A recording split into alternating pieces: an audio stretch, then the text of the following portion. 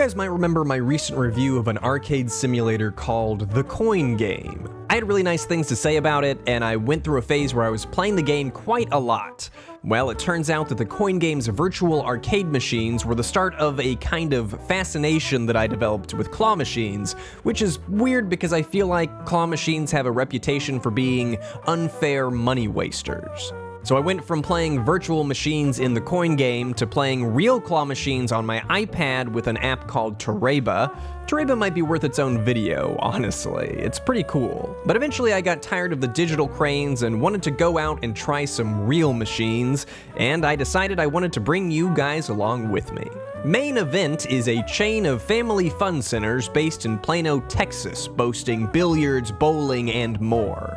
I have some really fond memories of going here when I was younger and bowling some bowls or spending some time in the arcade. They even have laser tag, and I was a laser tag fiend back in the day. It felt like the perfect place to find some claw machines to review, and my instincts were not wrong. They actually had more machines than I expected them to have. The first one that caught my eye was the jewelry box. It had this spinning diamond on top that was reminiscent of a Chaos Emerald, so it's not surprising I was drawn there first. Okay, you wanna come get closer? I kinda want that bling watch. Oh, let's go for peace. Peace. Hook it! Did it even grab? No, it in fact did not even grab. We all know that the cranes in these machines are usually pretty weak, but if they don't close at all, how are you expected to lift a $1,000 genuine gold diamond-studded peace necklace up and over this ledge? Yeah, baby, there it is. Did it even grab? Total ripoff. Right next to the jewelry box was Carnival Crane, a really cool looking claw machine designed to look like a green wagon. It kind of makes me think of Chuck Wagon, which is great. It was filled with mostly an assortment of generic carnival toys, along with a few recognizable ones like Morty and I think this dinosaur is famous. I don't know much about celebrities.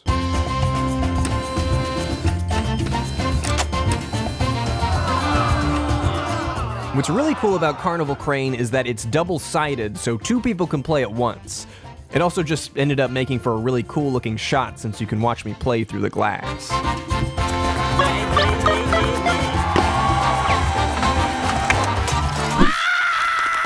What a grab. What a seriously fantastic win. I even called it beforehand. I mean, Going red cat. I really did feel like a pro right there. I got a classic toy. It's a classic. As for what the toy is supposed to actually be, though, I don't know. It's whatever you want it to be. right after I won, like the very next play on this machine, my player 2 actually snagged this horrifying pink thing. It's honestly crazy how these machines can make you ecstatic over some of the ugliest, cheapest, junkiest toys out there. But Carnival Crane was a huge success, would recommend. I took a little bit of a detour from crane games after that. I got a bit distracted by Prize Locker, which is one of the arcade games I like playing in the coin game. In this game, you try and line up a key to perfectly pass through a keyhole and push a prize free. I was trying to win this plasma orb. This one seems super winnable, but it is all a dirty, dirty trick. If you look closely, you can see this notch up here. I'm pretty sure the top of the key has to pass through this exact spot or it won't fit. So, still winnable, but very deceptive. I'd probably rate this one as made me feel cheated, but I still kind of wanted to keep playing. Right next to Prize Locker was this super weird blackjack game. It actually dispenses coins to you. Then you put them one by one into a roulette-type wheel labeled with standard playing cards. Okay, so the goal... I guess I'm trying to get 21. 4 spades. Okay. 7 spades. 8 9 9.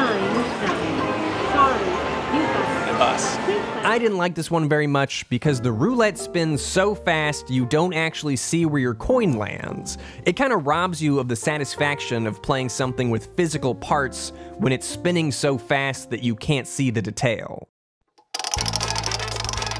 Ticket time! Tickets, tickets, tickets! This one lit up like crazy. My crappy camera oversells it a little bit since the room was so dark, but it really was super vibrant and it had this funky looking joystick. Really cool. In this machine, you're just trying to grab various rolls of tickets. It's exactly like one in the coin game, which was exciting for me and is probably getting a bit repetitive to hear, but the claw clearly had some strength to it, so it felt like this machine could be won.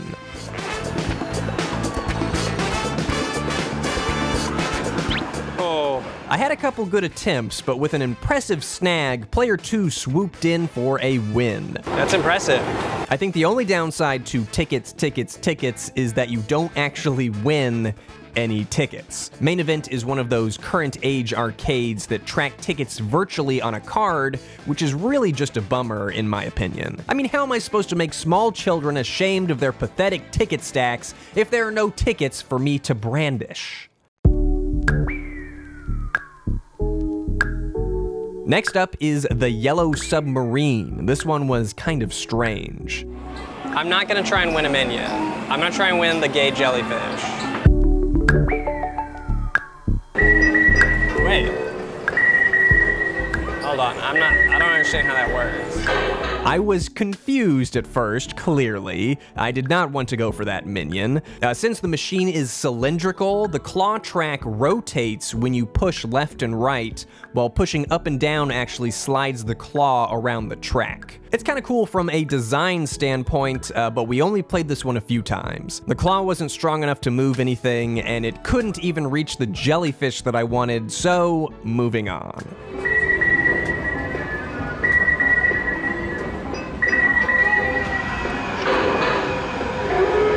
If you thought Carnival Crane's two-player action was a lot to process, then look away.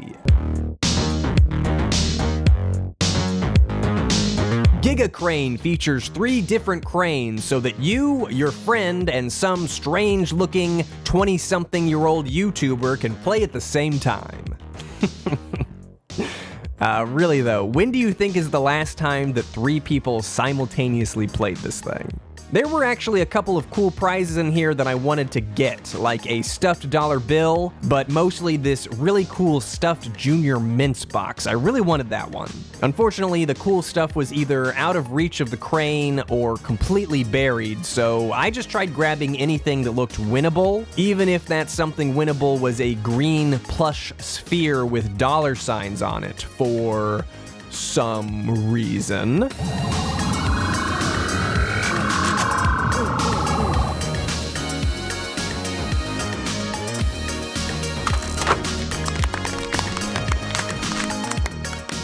It's not even like a ball, it's like a triangle lump, but I feel rich because of it. Happy to get a win, not so happy with the prize, but that seems like par for the course when it comes to these machines. Grab and Go seemed pretty promising. It was an older machine kind of shoved away in the back, but it was filled to the brim with genuine Thai Beanie Babies. Faced with prizes of actual quality, I took out my greed on the prizes I'd already won. That's how I feel about those. Oh wait, hook him, hook him. Dude, I am so picky. There were a few more Beanie Babies that would have been easier to get, but I did not want those, so I wasted my time playing to get this stupid squirrel. It was a losing battle.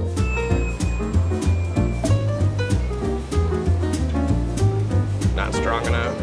Nobody won this machine. I honestly feel like Beanie Babies are probably too heavy to be moved very far by that crane. Also, every time you lose, you had to hear, "Don't give up, Blackjack," which was just infuriating. Is it possible to resist the big one? Yeah, probably. For some reason, it feels to me like the bigger the claw, the less likely you'll win something, so I didn't really have much hope that this crane would be able to grip any of the prizes.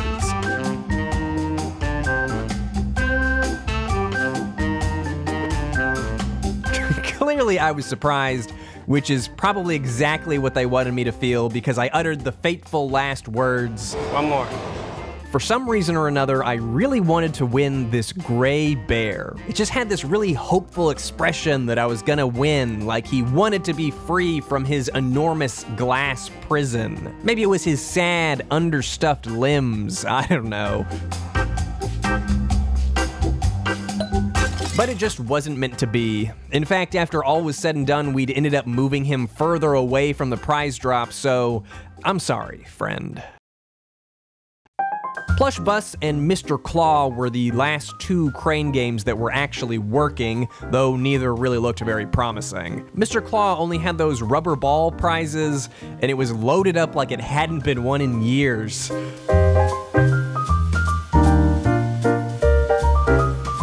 That's probably due in part to the claw only being able to move up and down. Side to side was broken, so you were really forced to go for just one or two that looked close enough to get dragged over.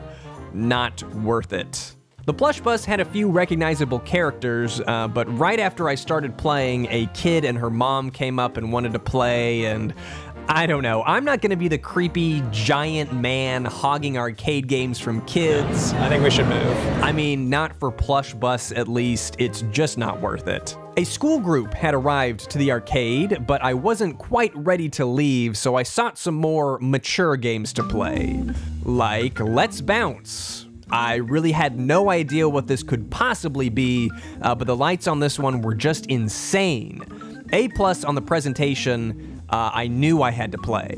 It's pretty simple. The goal is to bounce ping pong balls on these panels until you've turned them all from orange to blue. The gameplay did not disappoint. It was a lot of fun trying to bounce these balls around, a fun modern take on carnival ring toss / beer pong. But because this is a timed event, I quickly caved under the pressure and began wildly flinging the ping pong balls around, but I still got pretty close to beating the first level. Would recommend, would play again. Now you might not know this, but arcades are actually really good places to go get some glamour shots done if you need them. A lot of arcades have photo booths, and this one, dubbed the Super Booth, was using all of these crazy looking characters to lure me in. It kind of reminded me of old FMV, which you guys know I'm a big fan of, but it was definitely a walk of shame type deal heading in there as Fabrice beckoned me. The highlight of the Super Booth, released in 2012 and distributed by Sega, is that you get to choose a personal photographer to help you pose to make your shots look more professional. Let's get your mojo rolling. No. Jersey pop, what? Okay. I am so fierce. I picked Fabrice because he just looks, he just looks like he'd know a lot about photography, I guess. I didn't see you there. Welcome, babies, to Fabrice's house of fierce, fierce photos. We're gonna make you a star. Now I paid $5 whole for this experience, so you'd expect Fabrice to actually help me with the poses, but instead he just flashes a series of stock photos at you that you're to emulate. Woo! Yes! Fierce! You are worth it. Now it's time for Fabrice's fierce, do your own thing. Now it's time for Fabrice's fierce do your own thing? You can't tell me to do my own thing and then claim credit for it, Fabrice. You just graduated from flawed to flawless. It is remarkable how dark my photos turned out. They were flashing lights in my face the entire time, but it still turned out looking like these were taken against my will in a dark basement somewhere. Also, nobody told me I was gonna have to come up with my own poses at the end. That was a lot of pressure, and I think I kind of choked. Okay, well, I'm starting to wind down now. There are no more claw machines, which is what I came here for, but I couldn't help myself from playing just a few more things before I left. This clown game was a joke. I don't know if you can see it there, but there's a bar keeping these 3 high-point clowns up. Rigged and or broken. Now, I'm a pretty tall dude, but standing next to Monster Drop Xtreme made me look downright puny. This is another one I was drawn to because I've been playing it on the coin game. Not a lot of skill on this one, you just drop a bouncing ball and hope to get lucky. I mean, I did have one go straight in without bouncing, so I guess you could try and time it, but the fun of this is that it will likely just bounce around randomly. Here I am at this jump rope game, which sucks.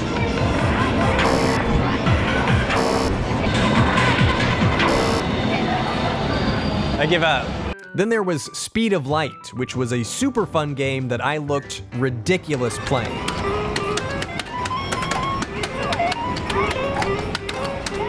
You're just trying to hit as many illuminated buttons as you can, but I felt way too tall for this machine. It was fun, but it was a lot of bending down, which isn't super great on my aging back and fragile knees. I'd play it again though. It was actually a lot of fun. The last thing I did was spin a couple of wheels. The infamous Big Bass wheel, one of my favorites, and also some crappy, tiny little wheel, both of which ended in heartbreak. Oh! That was almost a big bonus. It's almost a big bonus. I just got 4 tickets though.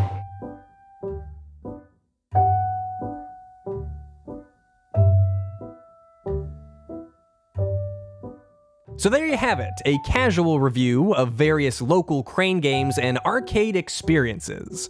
If nothing else, I hope this video inspired you to visit your local arcade. Whether it's a family fun center, a barcade, or if you're lucky enough to have an actual arcade near you, going out and playing arcade machines is really a blast. And I don't care if they're rigged against me sometimes, I really love playing the ticket and prize games. And even though you can argue that they're a scam, claw games have a unique quality to them. Much like pinball machines, something about controlling physical mechanisms that interact with real objects is just cool, especially in the age of the digital download. If you liked or disliked this video, please take a moment to let me know why. It's the first out in the wild video I've ever done, so this is all pretty new for me, but I had a really good time. I think it made for a chill video, and if you like it, I'm sure there are other experiences that I could go out and document. So let me know. Thanks for watching, and I'll see you in the next video.